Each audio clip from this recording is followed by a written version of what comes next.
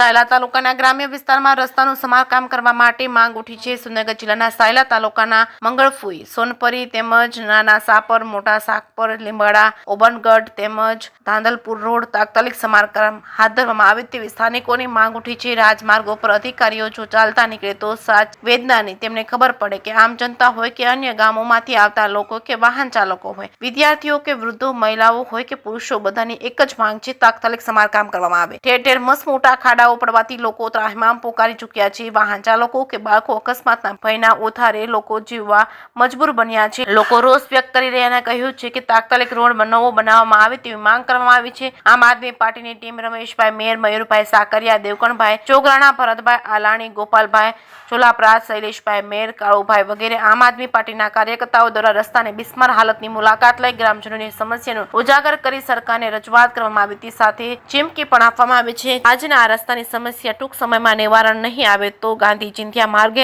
આંદોલનની ચીમકી ઉચ્ચારી છે। જે કેસી ગુજરાતી સાથે ભરતસિંહ પરમાર, સુરેન્દ્રનગર। નમસ્કાર મિત્રો, આજે સુરેન્દ્રનગર જિલ્લાના સાયલા તાલુકામાં મોટા ટીટોડા મોટા સખપર ગામ ખાતે આજે અમારી મુલાકાત અમારી ટીમ રમેશભાઈ મેર, મયુરભાઈ સાકરિયા, દેવકણભાઈ જોગરાણા, અમારા માજી સરપંચ અને ગામ લોકો વારંવાર ઘણા સમયથી આ ગામ લોકોની સરકારને રજૂઆત અને ભીખ માગે છે કે ભાઈ અમને નાના મોટા સખપરને જોડતો એક રસ્તો બનાવી આપો।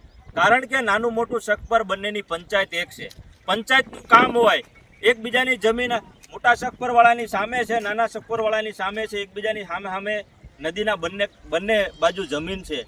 તો મોટા ભાગે માલધારી અને ખેડૂત વર્ગ હોય ત્યારે મોટા ભાગના માલધારીને પણ અહીંથી સામે બાજુમાં લઈ જવા માટે, માલને લઈ જવા માટે જાનનું જોખમ છે માલનું, એવી જ રીતે ખેડૂતને પણ પોતાની જે કંઈ આજીવિકા હોય, જે કંઈ ઉપજ હોય એ સામે કાંઠે લઈ જવા માટે મોટી તકલીફ છે। વારંવાર રજૂઆત કરવા છતાં અને પરિસ્થિતિ તો એવી છે, બહેનોને અત્યારે હાલમાં એવી પરિસ્થિતિ થાય છે કે પોતાની ખેતીવાડી માટે કામ કરવા માટે જવા માટે અહીંયા જે આ નાની એવી કેડી છે એ જો પોતે ક્રોસ ન કરી શકે એના માટે ઘણી વખત પોતે આવડા મોટા ધસમસતા પ્રવાહમાં પણ ચાલવું પડે છે। કારણ કે એમની પરિસ્થિતિ એવી છે કે રસ્તો ન હોવાના કારણે અત્યારે હાલમાં પોતાની જાનની જોખમે એ રસ્તો પસાર કરે છે। તો અમારી તંત્રને લાગણી અને માંગણી એક જ છે કે તમે આ ગામ પાસેથી ટેક્સ લેતા હોય, આ ગામ પાસેથી બિલ લેતા હોય, આ ગામમાં પાસેથી તમે આખી મહેસૂલ ઉઘરાવતા હોય તો કેમ એ લોકોને જે એમની મૂળભૂત અધિકાર છે એવો રસ્તો એક તમે ન બનાવી શકો?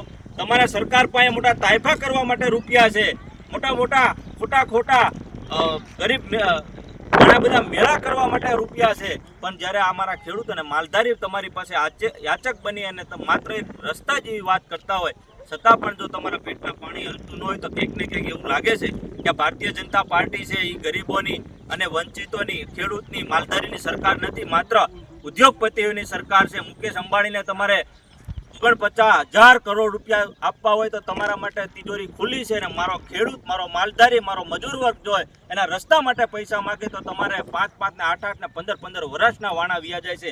ત્યારે હવે ગામ લોકો કંટાળી ગયા છે। જો ટૂંક સમયમાં સખપરથી ટીટોડા સુધીનો રસ્તો અને પુલ બનાવવામાં નહીં આવે તો આવનારા સમયમાં તમારા કચેરીનો તાળાબંધીનો કાર્યક્રમ આપવામાં આવશે। અહીંયા નેશનલ હાઈવે બંધ કરવા સુધીની આ ગામ લોકોની તત્પરતા અને તૈયારી છે। જય હિન્દ, જય ભારત। 15 વર્ષ કે 20 વર્ષ પહેલા જે બનેલો હતો પણ જે અતિવૃષ્ટિને કારણે જે આખો તૂટી ગયેલો ગામના બંને એ ગામની જે હાલવાની જે દયનીય જે સ્થિતિ કહી શકાય કે વર્ષોથી આજે રજૂઆત કરવામાં આવે છે, પણ સરકાર દ્વારા એ હાલની જે સરકાર સત્તામાં હોય એ બેદરકારી હોય કે કોઈને કોઈ કારણોસર પગલાં ન લેવાને કારણે કોઈ હજી સુધી કોઈ પણ પ્રકારના એ વ્યવસ્થાના ભાગરૂપે કોઈ પણ પ્રકારનું રિપેરિંગ થયેલું નથી। આજે અમારે ગમે ઘણી વખત એ રજૂઆતો કરવા છતાં પણ કોઈ પણ પ્રકારની એ પ્રમાણે મતલબ કાળજી લેવામાં આવી નથી। અમારે એ સ્મશાન પણ નાના સખપરની જમીનમાં છે, તો એને આધારિત આજે કોઈ પણ પ્રકારની એવી ઘટના બની જાય મૃત્યુની તો પાણીમાં થઈ અને જીવના જોખમે ત્યાં એ મજબૂરીથી જવું પડે છે। તો એની પણ એ નોંધ લેવા તાકીદે એ પ્રમાણે એ વિનંતી કરીએ છીએ। એની સાથે સાથે એ 24 કલાક લોકોને આજે ખેતીવાડીમાં દેખરેખ રાખે, પણ જે મેઇન રસ્તો અમારો આ કહેવાય, નહીતર એ અહીંયા અમારે મોટા સખપરથી એ 15 થી 16 કિલોમીટર આવવા જવાનો રસ્તો છે એ પસાર કરી અને ટાઈમ બરબાદ થાય સાથે એટલું જ આર્થિક રીતે નુકસાન પણ થાય.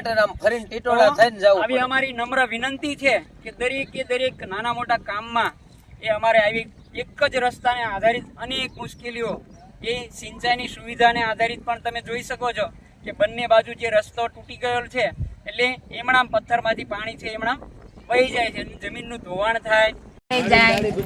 તો ગામમાં લોટ ન મળે, લાઈટના ઠેકાણા નહીં, અમારે રસ્તાના ઠેકાણા નહીં, તો અમારે ક્યાંય જવાય નહીં, ધાંધલપુર ન જવાય, સોટીલે ન જવાય, લાઈટું હોય ને બીબી જમણ તો અમે દરણાવનારે ખીચડી કરીએ, ચોખા રાંધીએ, એમ કરીને એમ રેડાઈ. તો આ સરકાર ક્યાં હોય, જે મતદાન કરવું હોય ત્યારે લેવા બધા વયા જાય એમ દોડે, તો અત્યારે વ્યા જશે. અમે બહુ હેરાન બહુ હેરાન થાય ગામડાના લોકો. ગામડાના લોકો